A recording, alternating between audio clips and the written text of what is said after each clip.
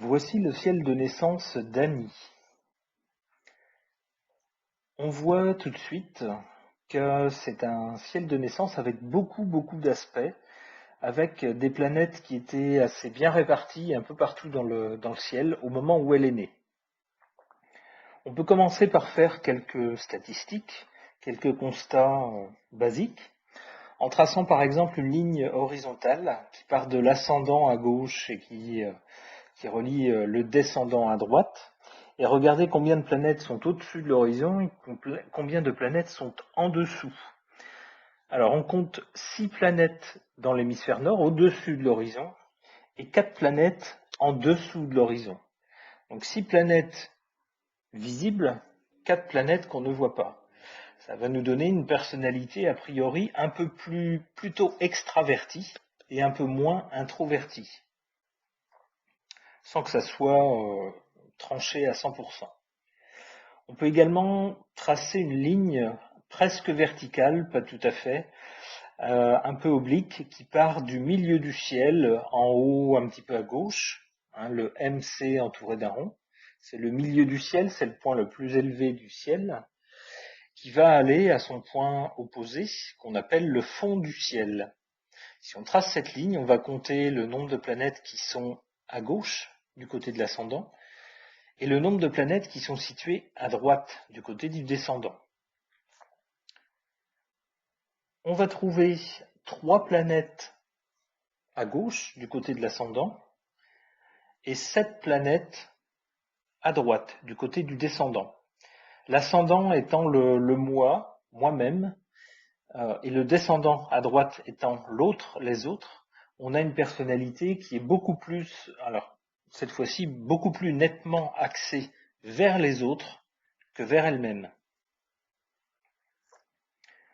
On va continuer les statistiques en comptant, par exemple, le nombre de planètes situées dans chaque famille de signes, les signes de feu, de terre, d'air et d'eau. Les signes de feu apparaissent ici en couleur rouge, ils sont symbolisés par la couleur rouge. On voit par exemple la flèche du Sagittaire, on voit les cornes du Bélier et on voit le petit rond avec l'espèce de crinière du Lion. Donc en rouge, les signes de feu, ils hébergent 3 planètes. Ensuite, les signes de terre, on a qui apparaissent en marron. On a le Capricorne à gauche, on a en bas le Taureau et en haut à droite, on a la Vierge. Ces signes de terre hébergent 2 planètes. Passons aux signes d'air qui apparaissent dans ce thème astral en couleur, on va dire, bleu-vert. On a à gauche le Verseau, où on voit des ondes qui rappellent un peu un courant électrique. On a en bas, un peu à droite, les Gémeaux, avec comme 2 piliers qui sont reliés en haut et en bas. Et puis en haut, un peu à droite, on a la Balance, avec une ligne droite et une ligne qui forme le symbole Aume, avec une espèce de demi-rond au-dessus. Dans ces signes d'air, on trouve 4 planètes. Et enfin, les signes d'eau qui apparaissent en bleu dans cette représentation du ciel de naissance. Les signes d'eau n'hébergent qu'une seule planète. Donc on a donc une personnalité qui est plus nettement marquée par les signes d'air et avec un peu un déficit en signes d'eau. Maintenant, on peut regarder aussi l'occupation des signes par type, c'est-à-dire les signes cardinaux qui commencent les saisons, qui sont propres à se lancer dans l'action, à commencer des choses. Les signes fixes, qui sont les signes de milieu de saison, qui sont des signes de réalisation, qui aiment bien figer les choses. Et les signes mutables, qui sont les signes qui terminent une saison, qui ont une capacité d'adaptation, une capacité à terminer les choses, à voir les choses s'en aller et s'adapter pour quelque chose de nouveau.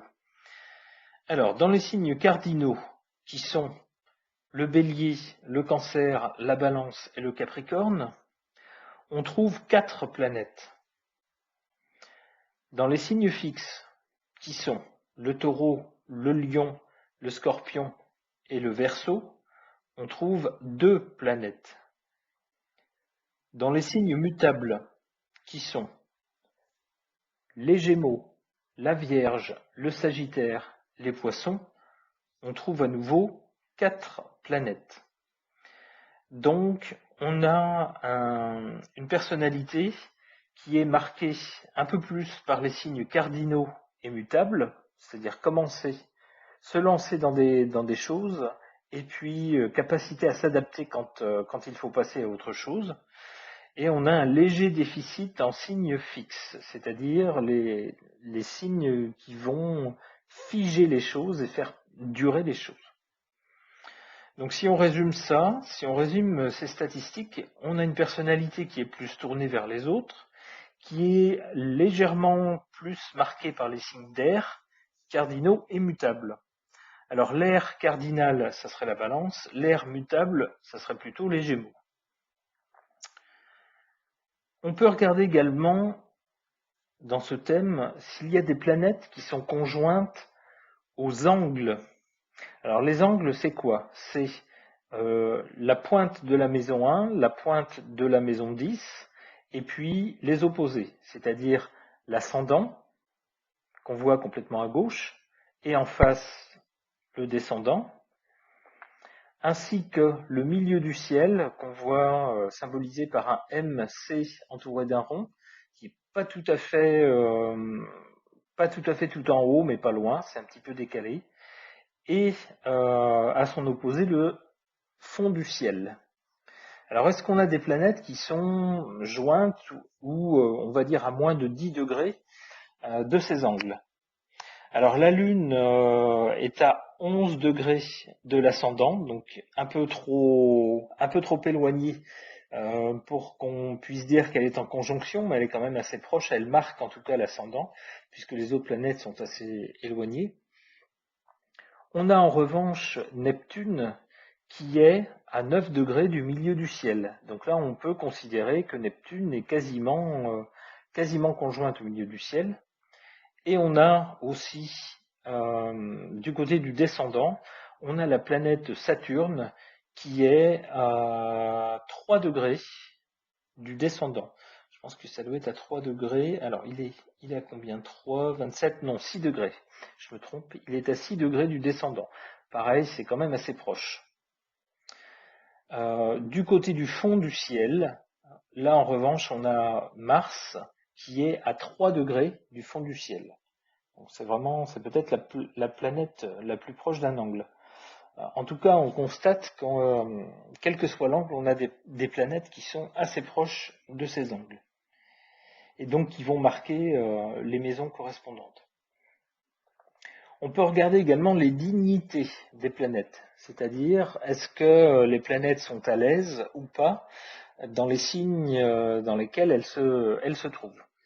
Alors, on a des planètes qui sont neutres, c'est-à-dire qui sont dans des signes qui ne sont ni bons ni mauvais pour elles. En revanche, on voit par exemple la planète Mercure en Vierge. Alors la planète Mercure, c'est un rond avec des petites cornes en haut et une petite croix en dessous, qui est en Vierge. Alors cette planète est en domicile, c'est-à-dire qu'elle est chez elle dans le signe de la Vierge.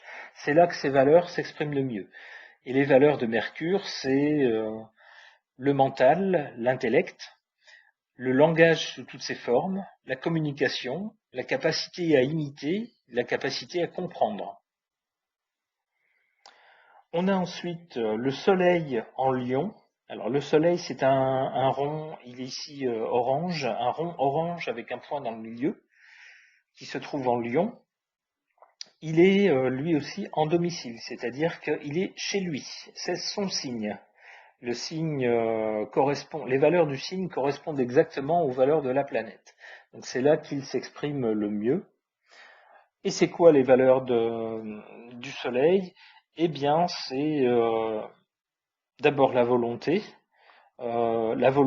consciente, le fait aussi de rendre les choses visibles, apparentes, l'unicité. Alors, il y a d'autres planètes qui rendent les choses multiples, qui les divisent ou qui les multiplient. Le Soleil, non. Le sens du Soleil, c'est un, l'unité.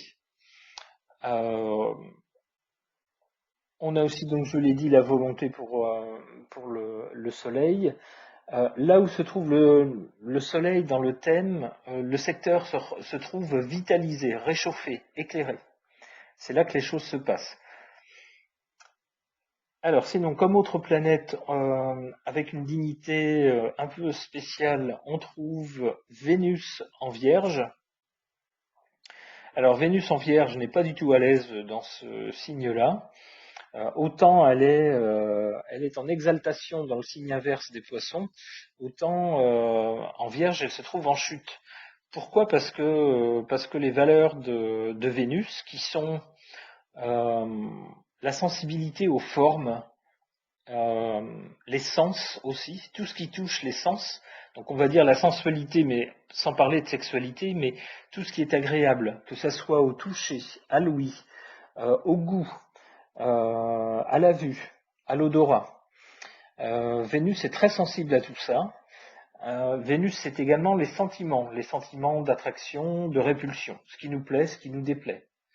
Vénus, c'est aussi le matériel, ce qu'on peut toucher. Donc, c'est la planète des sens, on va dire, et des sentiments. En Vierge, ça ne va pas du tout, puisque la Vierge est un signe plutôt qui se base sur les faits, les chiffres, les constats, qui va chercher à décortiquer et à comprendre les choses et à les filtrer. Donc on voit que cette pauvre Vénus, qui elle ne demande que de la sensualité, est pas vraiment à l'aise dans le signe un peu refroidissant, un peu analytique qu'est la Vierge. C'est pour ça qu'on dit que dans ce signe-là, la planète est en chute. C'est-à-dire que ses valeurs s'expriment mal. Et enfin, on a Saturne qui se trouve dans le signe du Cancer. Alors là, on pouvait pas trouver une plus mauvaise position pour cette planète, puisque elle est chez elle en domicile dans le signe inverse, le signe du Capricorne, et elle est en exil, on dit en exil, dans ce signe-là du Cancer. Pourquoi? Parce que c'est le signe dans lequel elle est le moins à l'aise. C'est le signe qui lui correspond le moins. Le signe du Cancer, c'est un signe tout en sensibilité. C'est aussi un signe de maternité, un signe de fécondité, où on va trouver des choses qui nourrissent, un signe de mémoire, un signe d'inspiration. Le rêve aussi est là, l'imagination. C'est un signe doux. Et Saturne, c'est pas du tout ça. Saturne, c'est une planète qui, là où elle se trouve, nous force à ne compter que sur nous-mêmes, nous met dans des situations où on ne peut compter que sur soi-même, sur ses propres forces, sur ses propres ressources, et où on a à faire des choix et où on a à grandir. Et on ne peut compter que sur soi. Souvent on dit que c'est une planète qui n'est pas sympa, qui n'est pas gentille. En fait, ça dépend. Ça dépend si la personne est bien préparée et a fait ce qu'il fallait dans sa vie, justement pour pouvoir être autonome, pour pouvoir prévoir, pour pouvoir compter, tenir dans le temps, eh bien Saturne sera son allié. Si on a quelqu'un qui fait n'importe quoi dans tous les sens, qui ne pense absolument pas à demain et qui compte sur les autres, alors le jour où Saturne va frapper, évidemment cette personne va tomber de haut. Là, il faut examiner bien sûr le thème pour savoir quelle va être l'action de Saturne. Mais on peut dire que Saturne, dans ce signe-là, cette planète-là est vraiment très mal placée ici. On va voir après un peu plus, en développant dans une deuxième partie, ce que signifie tout cela.